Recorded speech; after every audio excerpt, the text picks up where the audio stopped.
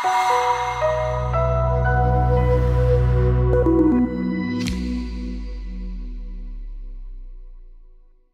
morning, everyone. My name is Alessandro Barison, Portfolio Manager of QuantWave. Welcome to our monthly update. The performance in March was negative, around minus 2.6%. The main driver of the loss were our short stance on markets in general. Half of the losses were driven by shorts on equity indexes, mainly Europe, and the other half of our losses was driven by shorts on risky currencies.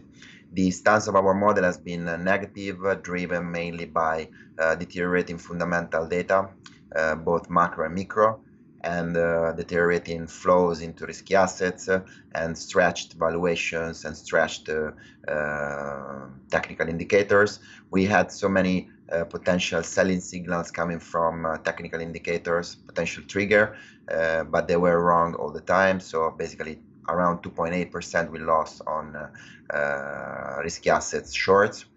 0.4% was lost on long volatility positions, again driven by similar factors, although more technical rather than fundamentals.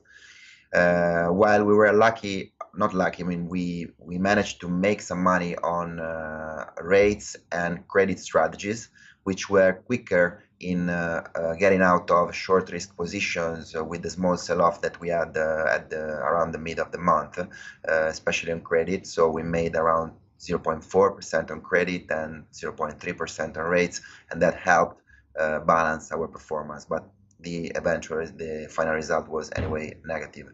At the moment, the short stance on our strategies remains. It has become more tactical, less structural. Flows have been improving, trends have been improving, fundamentals are still weak, but we are seeing some potential positive signs. So this stance is still pretty short, but with a more tactical approach, and this is both on FX and risky assets. From a relative value point of view, our models are preferred to be long Asia and emerging market rather than Europe and US, and the worst is actually Europe. On credit, there are no big signals because fundamentals and technicals remain strong, but valuations are a bit demanding, so there are no real big catalysts and big discrepancies in the data that make us take to strong position on credit.